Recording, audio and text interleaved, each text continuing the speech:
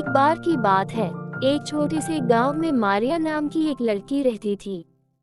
वो बहुत सुंदर थी और अपने माता पिता और दो छोटे भाइयों के साथ रहती थी।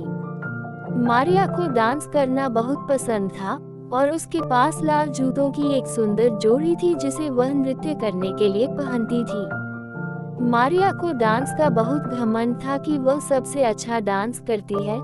वह डांस करने में इतनी अच्छी थी कि उसे गांव के हर एक उत्सव में डांस करने के लिए बुलाया जाता था। एक दिन जब मारिया एक डांस समारोह के लिए जंगल में जा रही थी, तभी एक बूढ़ी औरत ने उसे रोका और उसने मारिया को कुछ खाने के लिए दिया और कहा कि ये भगवान का प्रसाद है, इससे तुम्हारी हर इच्छा पूरी हो जाएगी। मारिया ने सोचा कि अच्छा है, प्रसाद खा लेती हूँ, मेरा डांस लोगों को पसंद आएगा। इसलिए उस बूढ़ी औरत ने जो भगवान का प्रसाद दिया था, मारिया ने उससे खा लिया और अपने रास्ते पर चलती रही। जब मारिया समारोह में पहुंची तो वह अपने खूबसूरत लाल जूतों के साथ आकर्षण का केंद्र थी और हर कोई उसके खूबसूरत लाल जूतों को देखे जा रहा था और सारे उसके साथ डांस करना चाहते थे। जैसे ही रात हुई, मारिया थक गई, लेकिन गाने और डांस इतने अच्छे थे कि वह डांस करना बंद नहीं कर सकी। वो तब तक नाचती रही जब तक कि उसके पैर नहीं दुखने लगे, लेकिन वह नाचती रही। अंत में वो थक कर गिर पड़ी। फिर सबने उसे उठाने की कोशिश की पर वो नहीं उठी। सबने उसे वही एक कमरे में लिटा दिया और उसके लाल जूते निकालने की कोशिश करी पर वो नहीं उतरे। फिर थोड़ी देर बाद मारिया को डॉक्टर के पास ले जाया गया, लेकिन वह जूते नहीं उतार सके। मारिया के माता पिता को संदेह हुआ कि ऐसा क्यों हो रहा है। उन दोनों ने हर मुमकिन कोशिश की पर वो लाल जूते नहीं उतरे। मारिया के माता पिता उसे चर्च ले गए, जहां पुजारी ने उसे बताया कि ये जूते शापित हैं और ये लाल जूते तब तक नहीं उतर सकते जब तक कोई और अपनी इच्छा से इसे नहीं पहन लेता। पुजारी ने कहा कि मारिया को क्षमा मांगने के लिए प्रार्थना करनी चाहिए। मारिया ने बहुत देर तक प्रार्थना की, लेकिन जूते नहीं उतरे। मारिया के माता पिता ने जूते उतारने की हर संभव कोशिश की, लेकिन वे टस से मस नहीं हुए। मारिया को हर दिन वो जूते पहनने के लिए मजबूर होना पड़ता था और वह जहाँ भी जाती थी उसे डांस करना पड़ता था।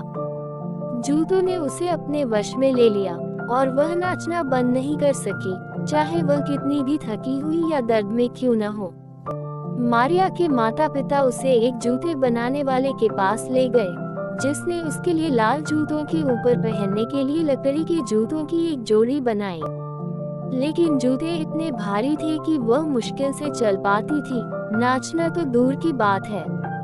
मारिया का जीवन बहुत मुश्किल हो गया और अब गांव के लोगों द्वारा उसका मजाक भी उड़ाया जाने लगा।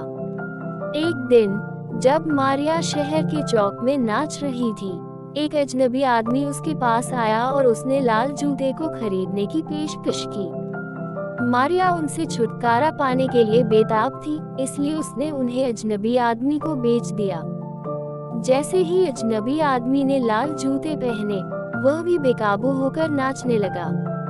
उस अजनबी आदमी ने खुद को शैतान बताया और वह मारिया को तब तक डांस कराते रहा जब तक कि उसकी मौत नहीं हो गई।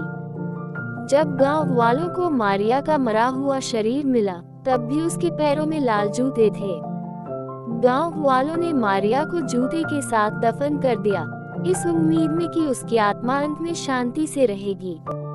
साल बीतते गए और गांव के लोग उस बात को भूल चुके थे।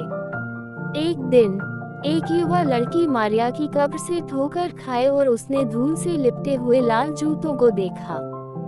उसने जूतों को बाहर निकाला और पहन लिया, क्योंकि वह उन जूतों के इतिहास से अनजान थी। जैसे ही उसने जूते पहने, वह भी बेकाबू होकर नाचने लगी। गांव वालों ने संगीत सुना और युवा लड़की को लाल जूतों के साथ नाचते हुए पाया। वह भी थक कर मारिया की तरह मर गई। गांव वालों ने उस युवा लड़की को भी दफन कर दिया। फिर गांव वालों ने जूतों को ले लिया और उन्हें जला दिया, इस उम्मीद में कि वे फिर कभी किसी और के लिए दुख नहीं लाएंगे और इन लाल जूतों की वजह से किसी और की मौत नहीं होगी। उस दिन से गांव में शांति थी और शापित लाल जूतों की कथा को भुला दिया गया।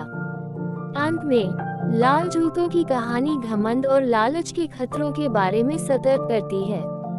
मारिया का डांस के लिए प्यार और हर कोई उसकी डांस की तारीफ करे, इस बात की इच्छा ने उसे नीचे गिरा दिया और शैतान ने उसकी इस कमजोरी का इस्तेमाल उसे नष्ट करने के लिए किया।